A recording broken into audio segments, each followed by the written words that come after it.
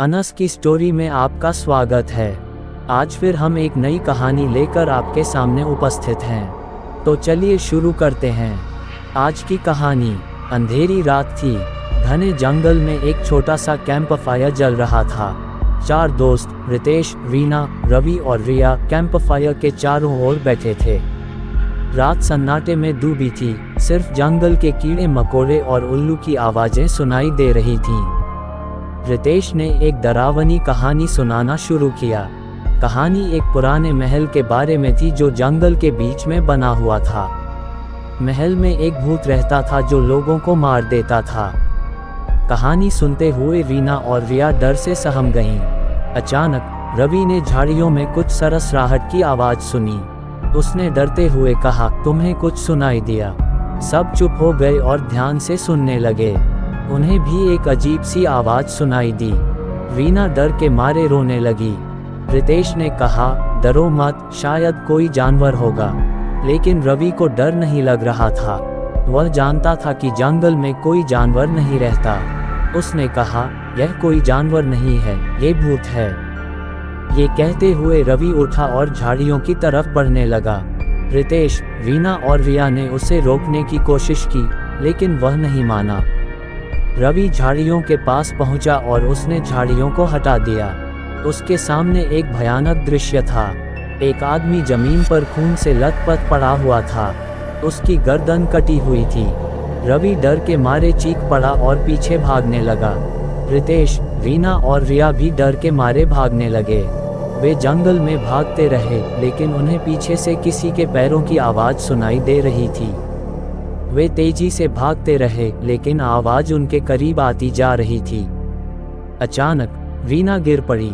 रितेश और रिया उसे उठाने लगे, लेकिन तभी उन्हें पीछे से किसी ने धक्का दिया। वे तीनों जमीन पर गिर पड़े। उन्होंने ऊपर देखा तो उनके सामने एक खूनी आदमी खड़ा था।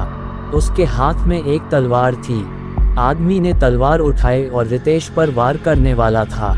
तभी रवि ने एक पत्थर उठाकर आदमी के सिर पर मारा। आदमी जमीन पर गिर पड़ा। रवि, रितेश और रिया भागने लगे। वे जंगल से भागकर सड़क पर पहुंचे। उन्होंने एक टैक्सी रोकी और उसमें बैठकर घर चले गए। घर पहुंचने के बाद भी वे डर से कांप रहे थे। उन्हें पता था कि वे उस खूनी आदमी से बाल बचे हैं। अगले दिन उन्होंने पुलिस को अपने साथ हुए इंसिडेंट के बारे में बताया। पुलिस ने जंगल में जाकर उस आदमी को ढूंढना शुरू किया। पुलिस ने जांच शुरू की, लेकिन उन्हें उस आदमी के बारे में कोई सुराग नहीं मिला। ये घटना रितेश, रीना, रवि और रिया के दिलों में हमेशा के लिए रह गई। वे कभी भी उस खूनी आदमी को नहीं भूल पाएंगे। ये स्टोरी हमें सिखाती है कि हमें जंगल में अकेले नहीं जाना चाहिए। जंगल में कई खतरे होते हैं। हमें हमेशा सतर्क रहना चाहिए। अंत। इस स्टोरी में है डर और मज़ा। यह एक अच्छी हॉरर स्टोरी है जो आपके दिल को छू लेगी। अगर आपको वीडियो पसंद आई हो तो इसे जल्दी से लाइक करें और अपने दोस्तों के साथ शेयर करें। आपका साथ हमारे लिए बहुत मायने रखता है। तो गाइस, सपोर्ट करिए अपने छोटे भाई को। मैं मिलता हूँ आपको नेक्स्ट वीडियो में किसी नए टॉपिक के साथ। Love you so much Anas की जनता।